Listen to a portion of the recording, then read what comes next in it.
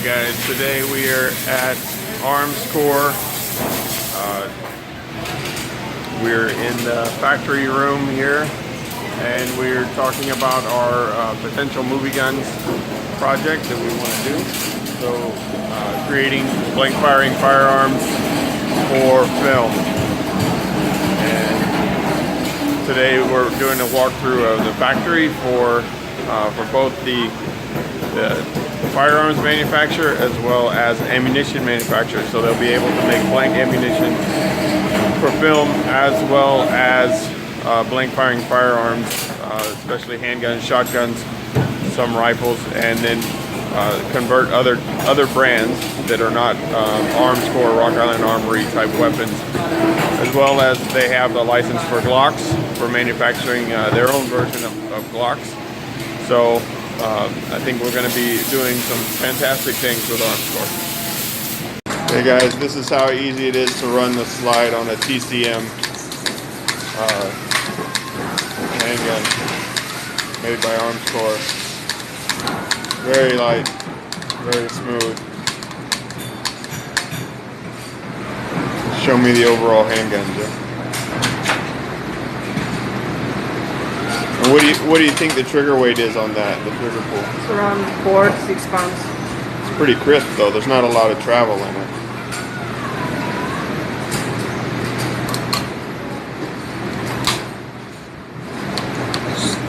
It's so smooth. What do you think, Jim? Birthday. Birthday present. This is so smooth. And the round, go. this is the new round they developed for the TCM. So TCM 22, high velocity 22 caliber with a grain. 40 grain. 40 grain. 40 grain. Now we're in quality assurance section for the rifles. And as you can tell, they test fire everything. And so we've got some 22 caliber rifles and shotguns are over here. So they're cranking out the shotguns over there. So anyway, moving along. Yeah. 22 caliber AK. This just shows that they can modify. They can modify AKs. They can modify M16s, M4s, AR-15s to be blank firing weapons as needed. So they definitely have the manpower, the skills, machinery, and the ability. Also, testing the hell out of the ammo, that's for sure.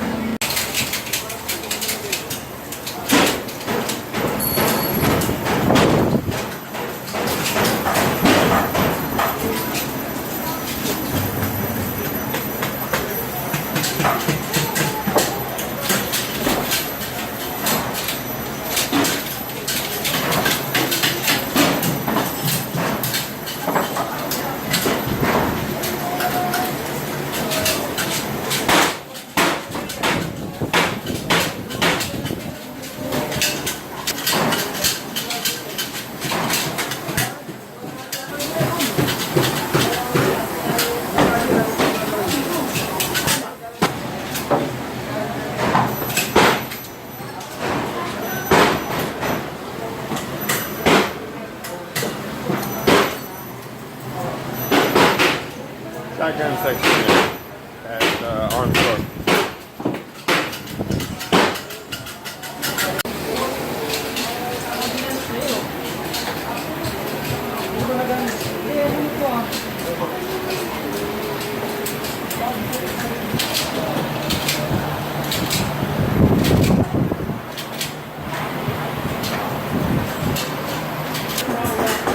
So this is the revolver section at Armscor.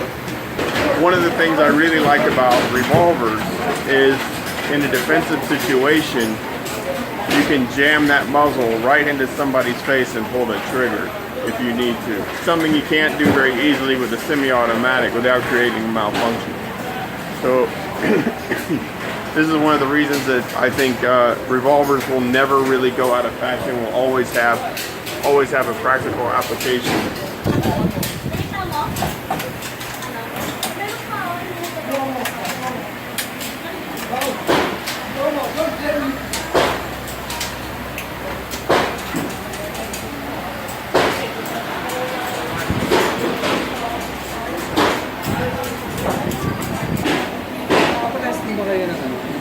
bit of laser engraving.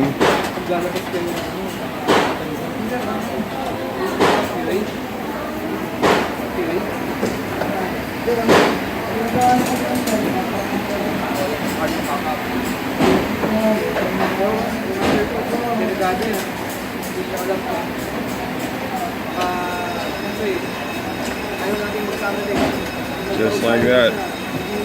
Put all the information on the weapon. Make, model, serial number, everything. Right in there.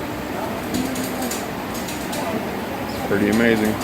So on this side is the traditional machining of firearms going on here, where guys are doing everything with lathes, drill presses, and your normal pretty old school system. And then the larger side and more modern side is all CNC computerized systems that require a lot less manpower and can produce faster. So you're currently looking at the modernization of a firearms manufacturing facility in process. You can see now in action. Currently cutting out a slide for 380 1911. Hard to see with all the spray, but that's what it's doing.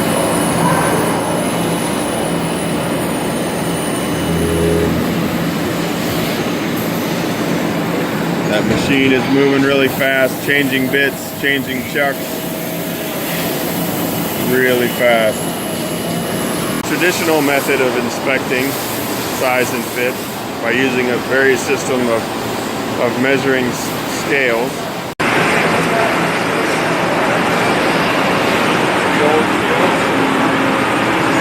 So this is the old school way, and directly behind this guy is the new way. This is a computer system that is measuring all the tolerances of the firearm.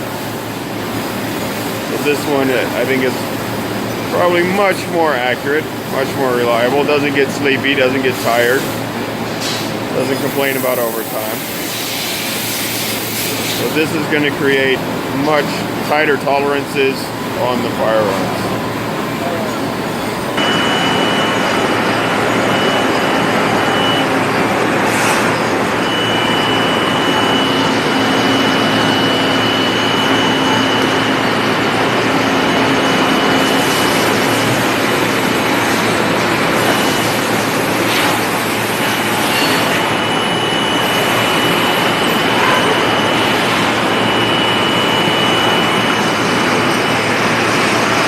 The slide blank before it starts the machining process.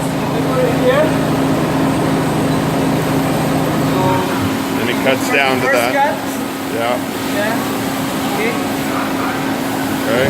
So after here, we're gonna put in a furnace for hardening. So Yeah. okay.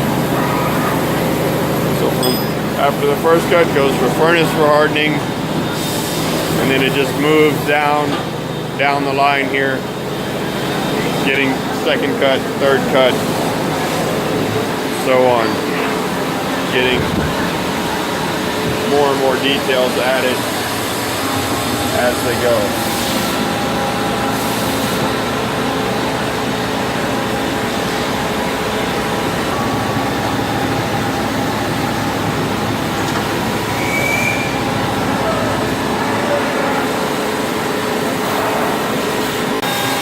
Here's the processes for a slide. Pre-cut, which we just saw in a previous video. Roughing operation, this is the first cut. Grinding wire cut.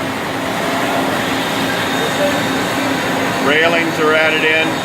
Barrel hole recoil spring, bottom opening clearance, firing pin stops, pin stop slot, hammer clearance, barrel lug. Plug slot 1 and 2. And then it goes ejector 1 and 2, ejector ports, drilling, extractor, hole firing pin, entry, firing pin exits, sight cuts, and then down here are the various models: 6 inches, full size, medium size, compact, and 380 baby rock. Going into CNC room 2. Completely aluminum and 1911s.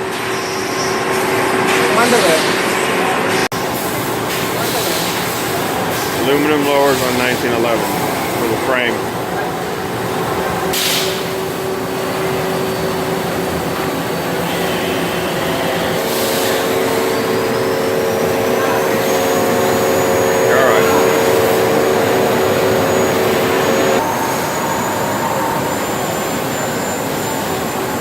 Each one of these machines is performing a specific function.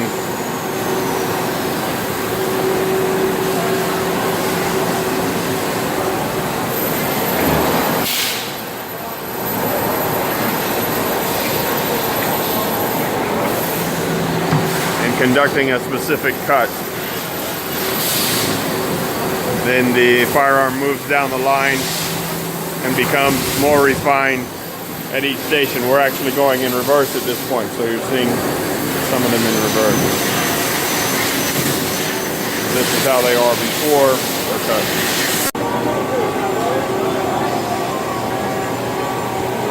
So this is key for movie gun operation. This is where they turn down the barrels and they make all the various barrels for pistols and for shotguns and rifles. So for blank firing guns, this is the part that has to be modified, and it's very important that we develop the best blank firing barrels for what we want to do for the industry for movie guns. So this is their capabilities here. As you can see, are quite big, quite well done. We're looking at making some very high quality modified firearms as well as original blank firing only firearms. So we will be talking more about this later. All right, so here, this is your brass here. Okay, this is not a giant coil of gold, but it might as well be. Okay, so then what they do is they take that and they basically punch it out like this to create these cups down here. Here, can you hold that a second? Okay, and this turns, these cups are then extruded into a 5.56 ammunition. So this is the first 3 steps of the process here. So then it gets moved to the next step. Here it is with the lights on, which makes it look a lot more like pirate's booty, like gold. So it looks like loot. So this is it starts from that, punched out, goes to that.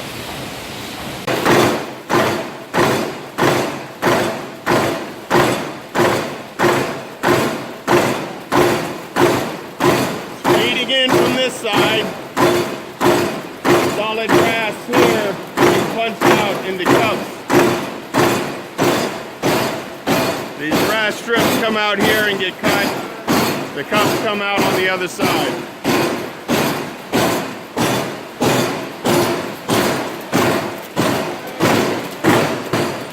Then the cups come out over here on this side. This is the first 3 steps of creating rounds. This includes our blank firing ammunition that we want to make later for film. Alright, so now we're in another building. Once it has been stamped out into cups, the cups come over here and they get, it's called annealing, so they get treated, and then they start getting stretched. And so this is 5.56. This one here is 7.62.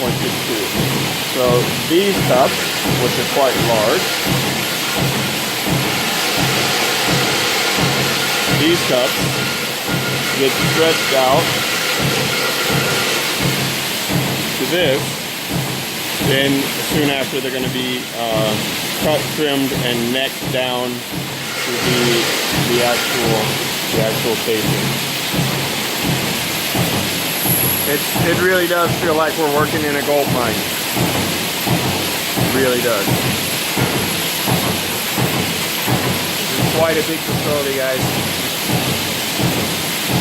Now where we're at the machine. Now we're at the machine where they put the extracting rim, the space for the primer, and it puts the head mark on it as well. So it takes it from this to this. So now we're in a third building, and here they take it from this version here, which just the head on it, which we saw in the previous building. Then they cut the extraction groove around the outside, and then they neck it down like this and put a neck on it. So then this is almost a finished product here. So 3 more steps right here.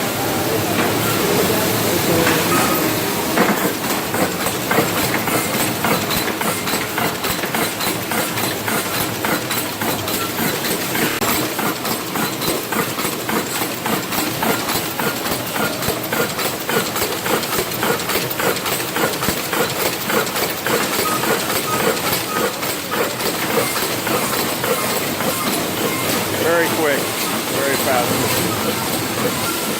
Now I have 3 machines that does this, roughly about 180,000 a day. If I push it about 200,000 in a week's time, I have 1 million rounds. That's a lot of ammunition. Anyways, 1 million rounds a week.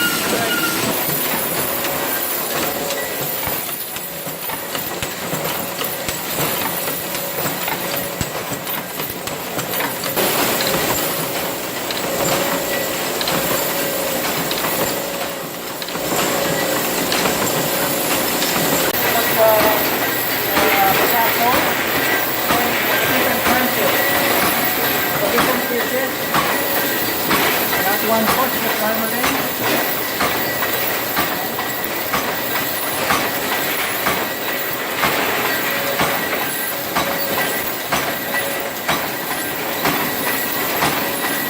So this is putting in the primer. Those are the primers that go in the back of the bullet there. Moves along here. Primer right in the back of the bullet. And then the bullet comes out.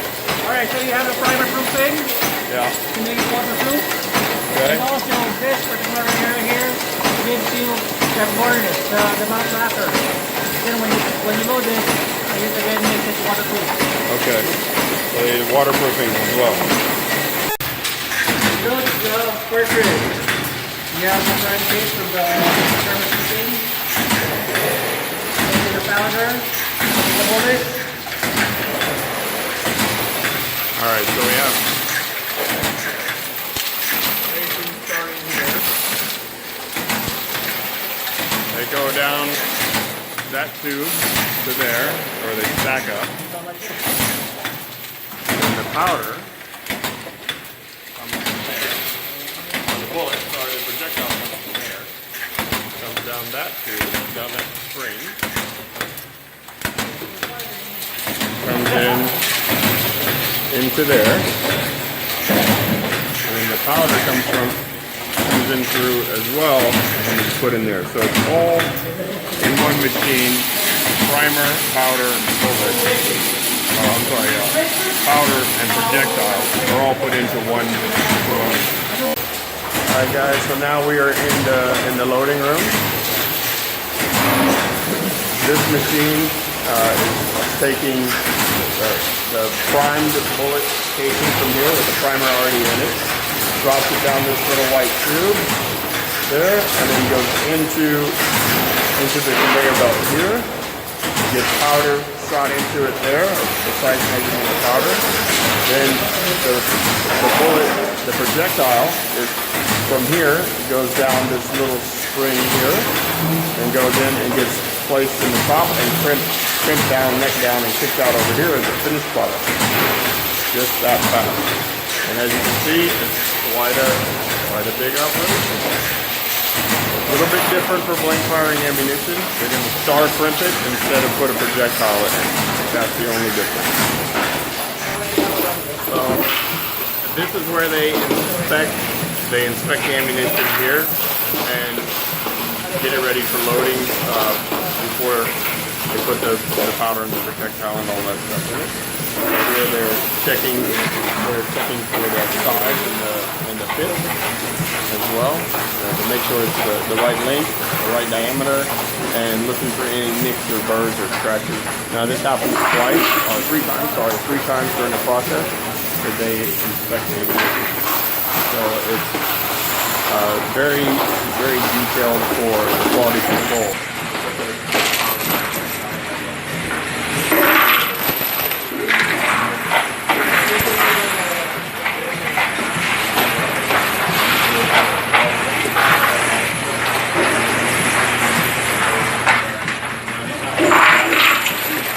Another station outside of here that we're going to go see, that's quality control.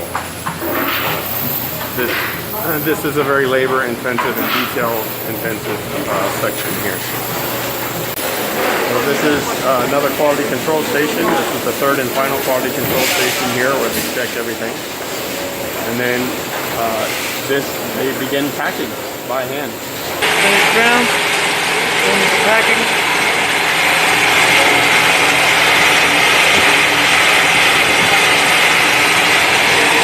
Here, they start sorting ammunition and packing it, getting it ready for distribution. So that's a very big process, guys, as you can see. So for blank firing ammunition for film, they have to create specific loads. They have to create specific desired effects in those loads, and then they have to star crimp the ammunition for handguns, rifles that are semi-automatic. Revolvers have a slightly different technique, but it's actually easier than this. Armscor has been doing blank firing ammunition for film as well as for the military for a number of years. Here's some samples here from Filipino movies, and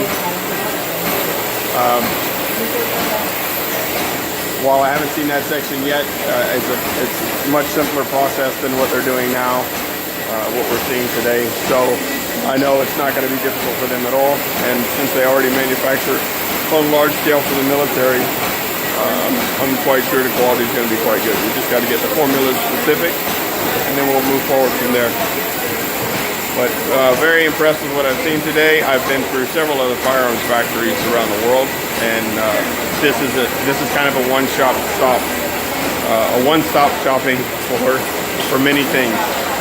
Most firearms manufacturers don't make their own ammunition, so that's a big bonus for us as well.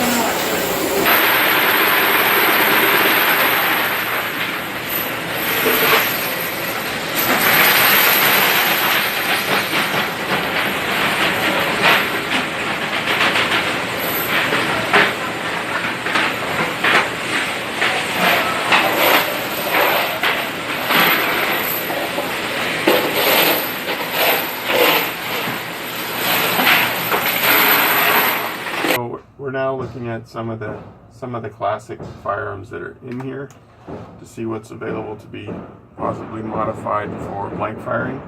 This is one of three safes, one of three vaults. We got some M16A1s here. We've got, Eric, give me that. Mark IV.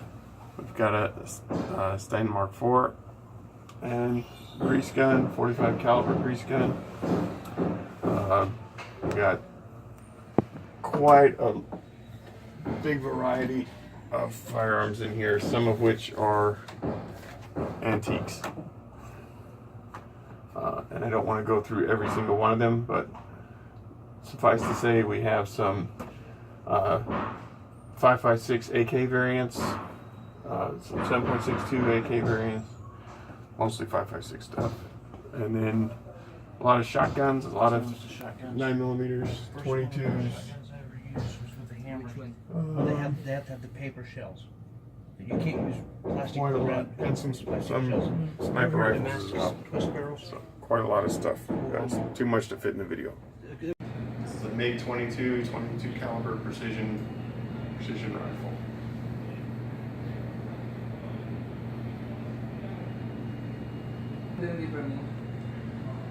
So, 5.56 AK variant.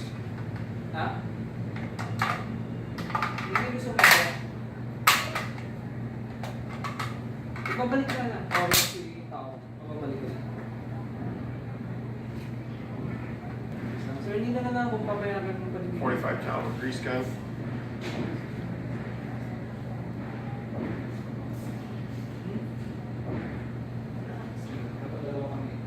M16A1 service rifle. This can be modified to be more modern looking into any kind of M16 variant look. This is a Sten Mark IV.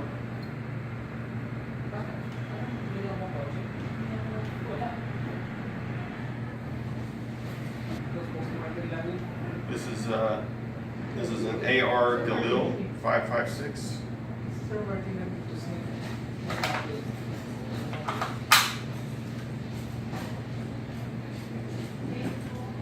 Pistol grip pump action shotgun, 12 gauge. This is a double barrel 12 gauge breech loaded shotgun.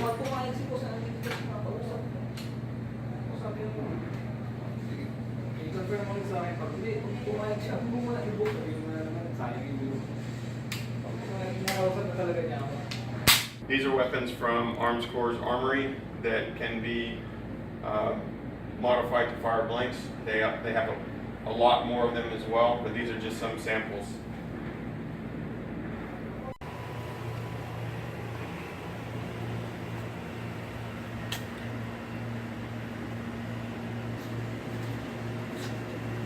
I will take a picture with those three there. I think my grandson would laugh at that one, but okay. Well, my grandson, he's 10, and he shoots. So we're here at the test firing facilities for Armscor. They're showing us a variety of weapons that they have here that they don't manufacture, but they do use for testing their ammunition. So we have a Uzi 9mm, a Beretta, an H&K MP5, 44 Magnum, 45 long Colt, and a 25 auto Beretta. We have a variety of shotguns, semi-automatic shotguns, and a couple of 5.56 caliber M4 M16 variants. So we have quite a variety of weapons. And these weapons would be available. All right, guys. So right now we're in the foundry area. We're in the beginning part of the foundry. Here on the table, you see there are some wax. These are wax molds for 1911 style pistols, single stack magazine 1911. They make them out of a high grade wax. Remove all the defects, and then move to the next phase. The wax is molded into this aluminum mold.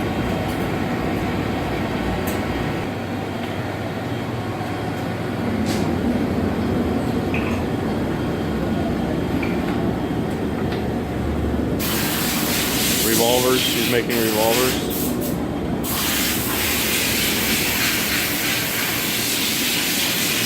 Some more 1911s. And then the next step, so they're all assembled into a cluster, and then This extra wax pattern, this serves as the feeding system for their casting. So in the actual casting process, the motor steel will enter here, then go down to this neck, and then run through here, and then finally go to your actual part. once it fills up, then it's gonna. It's the feeding system for your casting. Very clever. So in one pour, we're able to make 4 pistol frames. Yeah, it's much better than one at a time.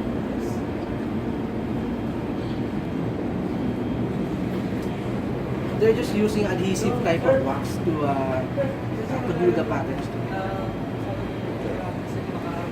So she's adhering the wax to the frame there, to the cluster. Para makita tayo sa tayo sa After making the assembly, we're going to dip the cluster into a ceramic slurry. We call it slurry. And then after that, we're going to sprinkle it with sand. So then it's coated in That's sand. circum sand. Okay. And for the first layer, we are using fine sand to make sure that the surface finish of the sorbent casting will be smooth. And then And, after, after that, that makes one layer. Then we're going to wait for 3 to 4 hours drying time before applying another coating. So it takes about 7 to 8 layers to complete Wow. a stable ceramic shell.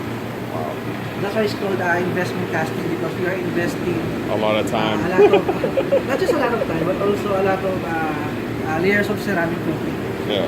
That's why it's called investment. At the mold, the shell becomes bigger. Yeah. So several layers in, it looks like this. It looks like it's really covered in plaster and sand right now. So that's interesting. Okay. And inside is the wax, and the wax can come out through the vents in the ports when they pour it. So after completing 7 to 8 layers, this is the result. So you have your wax pattern, Yeah. and then you have your ceramic shell. Yeah. So this is already 7 to 8 layers. Okay. So the next step is to remove the wax.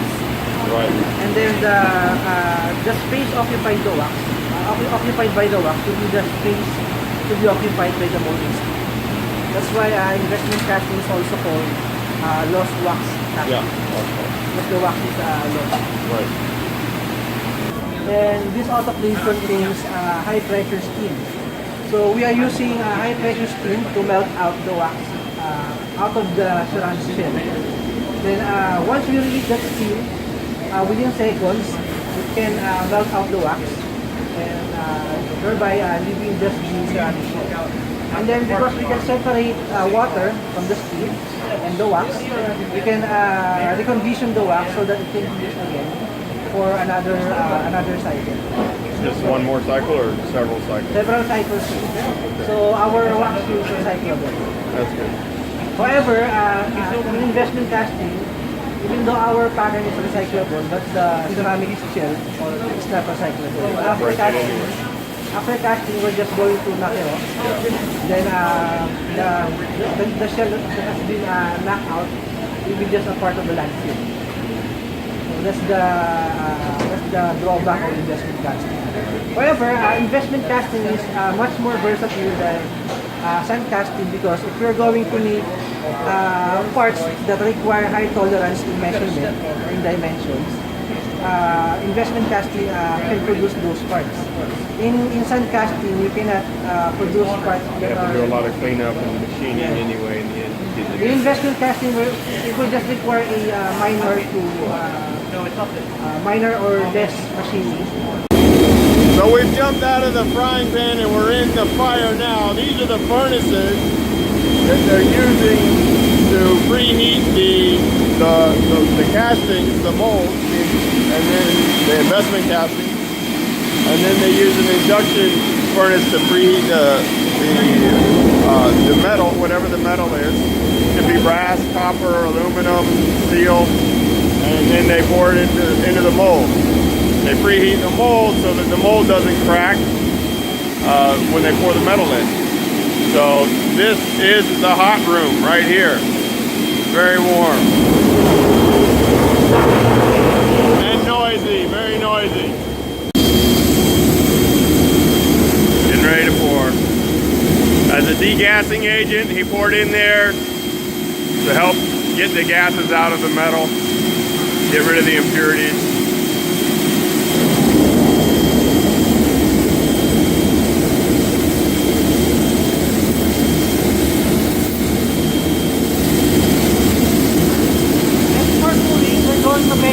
temperature of the molding machine. Okay. Using a thermocouple.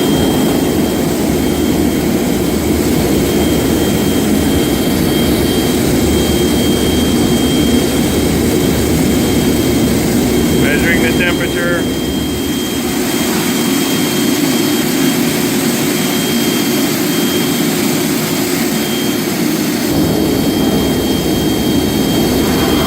Measuring the temperature of the steel. Getting ready to pour.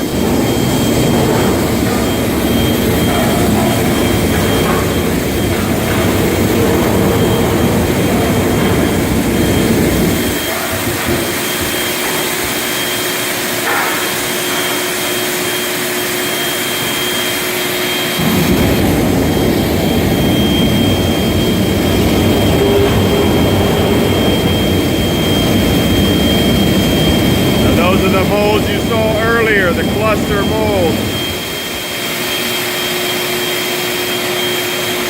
Being poured.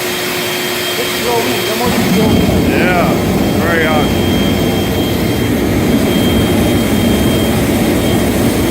It's about 1,600. 1,600 degrees Celsius. The mold is about 1,000. Wow.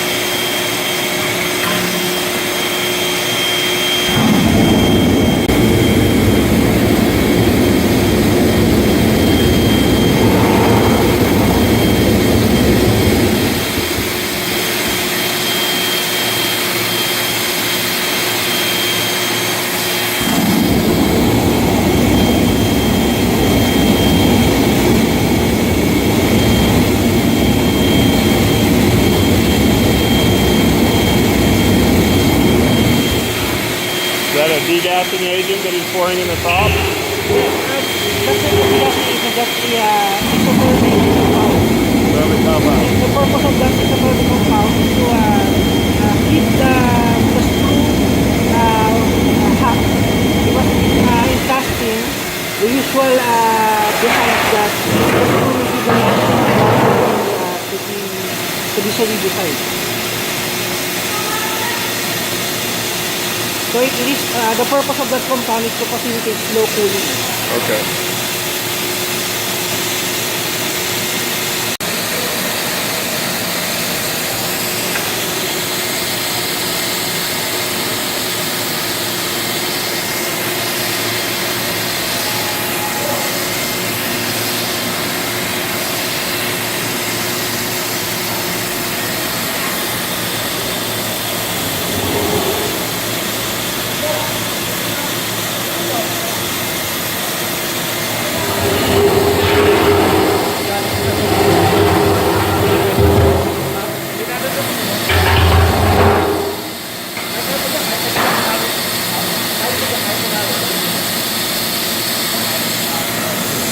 And that, ladies and gentlemen, is how it is done.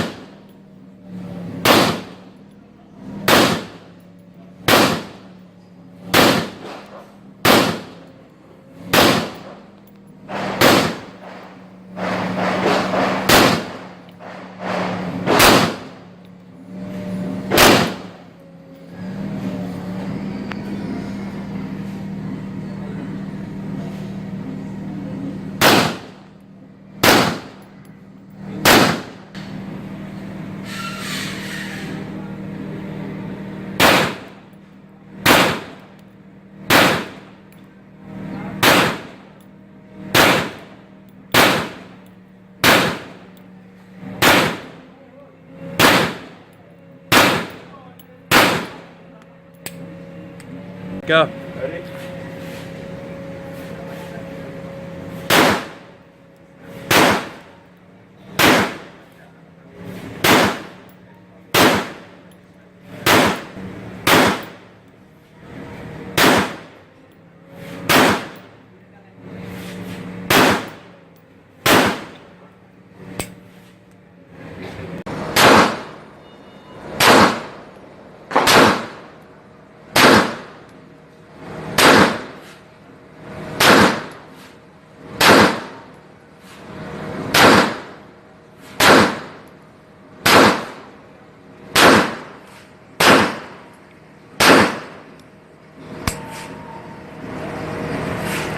Wow!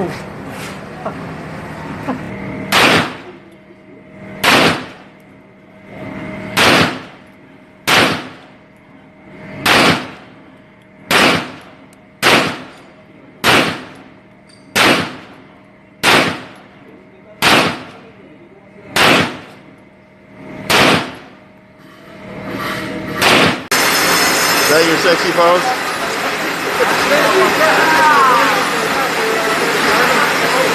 All right, good.